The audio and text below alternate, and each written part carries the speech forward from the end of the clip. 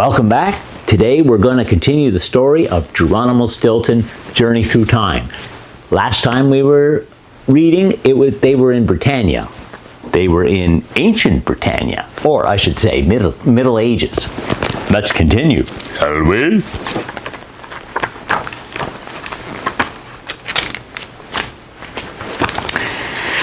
When I came to, I was wearing a suit of armour. Sir Ratford of Cheshire and his squires had already dressed me. "Bring him a horse," said Ratford, shouting. "Yes, of course, bring me a horse," I said. "Wait, what? A horse? I don't even know how to ride a horse." But Sir Ratford and his squires used a pulley to haul me onto the horse. Then I headed at a gallop toward the Black Castle. Actually, the horse galloped while I hung on to the saddle for dear life. On the way to the Black Castle, I fell off the horse 3 times. After the 3rd fall, I decided to walk the rest of the way. It was hard to move around the forest with the armor and sword, so I left them behind. I arrived at the Black Castle at the top of the Black Hill, in the middle of the Black Forest at night. The creek that ran alongside the castle was black. The walls of the castle were black. The roof was black, the door was black, and the banner that flapped on the highest tower was black. The cawing crows that gloomily circled the castle's towers were black too. Caw, caw! Before I got any nearer, I took a deep breath to calm my nerves. I glanced worriedly at the moat, but I didn't see any leeches. So I straightened up, gathered all of my courage, and approached the castle. Is anyone there?" I shouted at the massive black door. A pair of whiskers peered down at me from the top of the tall tower. "Who goes there?" the guard asked. I'm the carpenter," I replied. "Someone sent a message about a broken ladder." "In this castle, there's always something rotting away," he grumbled. "Even the roof is falling apart. I'm waiting for a knight, a certain Geronimo of Stilton," he continued as I followed him inside. "My orders are to drop a cauldron of boiling hot fondue on his head. Luckily for you, you identified yourself." "Lucky me," I agreed, breathing a secret sigh of relief. "I've heard there are some pretty bloodthirsty leeches in the moat, and that fire-breathing dragon must keep things toasty warm in the winter."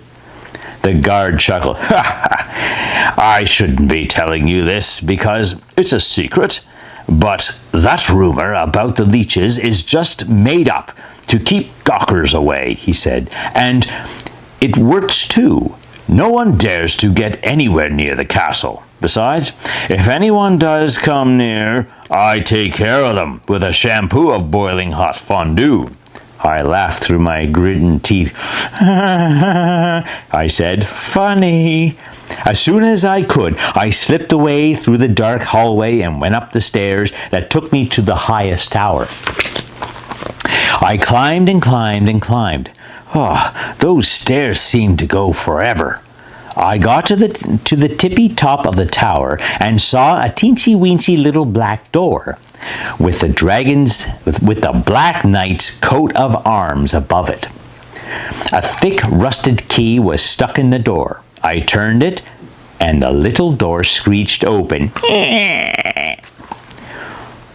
Do not be afraid, Maiden Musilda," I cried. "I am here to save you." I looked around the black room. There was a canopied bed with brocaded black curtains. Next to the black stone fireplace, a melancholy little mousecolette with fur as white as snow was busy knitting. She was dressed in a gold silk gown and wore a crown studded with rubies. She jumped up. "Who are you, brave knight?" she squeaked. I bowed. "My name is Stilton, Geronimo Stilton," I replied. "I'm here to save you."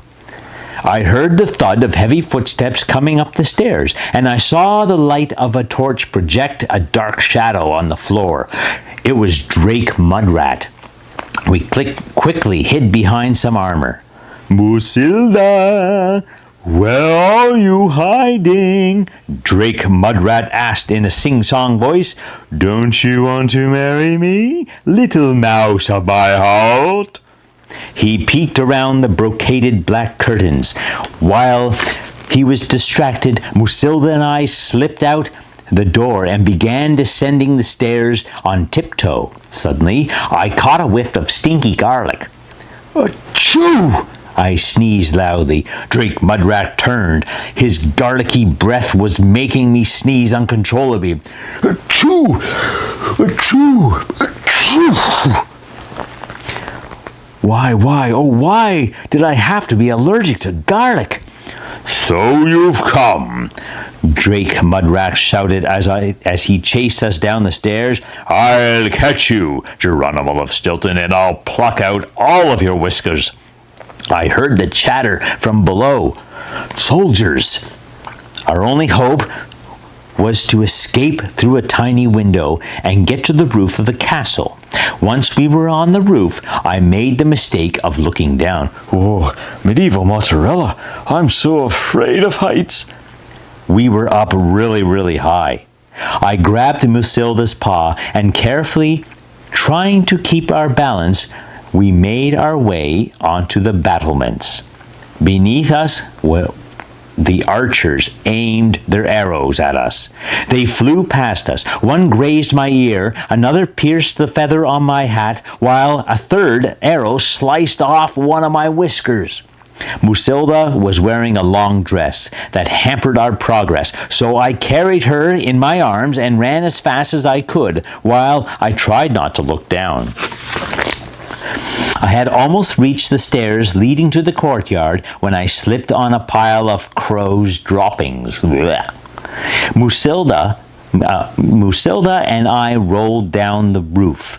Luckily, I grabbed the embankment. As we went over the edge, a second later, we were dangling high above the ground. "Help!" we screamed. "Please help us!" Right up below us in the courtyard, I saw 4 familiar faces. It was the Professor Von Volt, Thea, Trap, and Benjamin. "Hang on, Uncle!" Benjamin shouted. The 4 of them scampered up the stairs, and seconds later, they had grabbed us and pulled us to safety. "Whew, this time I was sure I was going to be a goner," I sighed. "I thought I would lose my fur." We ran down the stairs, crossed the courtyard, and hurried over the drawbridge just as it was beginning to rise. Then we hopped on the horses and galloped back towards Flea Flicker Castle. Musilda didn't fall off her horse once. Can you guess how many times I fell off? 13. I bruised both ears, my right knee, and my left big toe, 3 whiskers, the tip of my nose, my left pinky, my tail, my right wrist, my left incisor, and my bottom. When we finally got back to Flea Flicker Castle, I slid to the floor, exhausted. Sir Ratford hugged me, tears in his eyes. "Ask me for anything, absolutely anything you want," he told me. "Do you want land, or a castle, or riches?" "Oh, ask for a chest of gold," Trap whispered, "or a coffer full of pearls." "There is no need to give me anything," I told Sir Ratford. Sir Ratford took his sword and solemnly laid it first on my left shoulder, then on my right. "Geronimo of Stilton, I name you knight," he said. "Do you promise to defend the weak and mend the injustices of the world?" "I promise," I agreed proudly. "Hooray!" everyone cheered. "Hip, hip, hooray! 3 cheers for Geronimo of Stilton!" "Well done, Uncle," Benjamin said sweetly. I heard a click. I knew it was my sister. She was snapping pictures. "Where are you from, my brave knight?" Musilda asked. "I am am from a far, far away," I told her. "I will be leaving soon." "Will you return to Flea Flicker Castle?" she asked. "Who knows?" I replied. "I may be back one day." "Well then, Sir Geronimo, however far you travel, know that I will always keep the memory of your generous gesture in my heart," she said. "And here's something to help you remember me." She handed me a white handkerchief that had the delicate scent of mozzarella perfume. I accepted the handkerchief. "Thank you," I replied humbly. "It would be impossible to forget you, my lady." The following morning we heard the sound of a trumpet. It was the beginning of the tournament to crown the King of Britannia. "The tournament will begin with the archery competition," the herald announced. "The most valiant shooters will compete for the prize of gold arrow." The contestants shot one arrow after another. When it was Flea Flicker Jr.'s turn, he took aim. "Now I'll show you how it's done," he replied.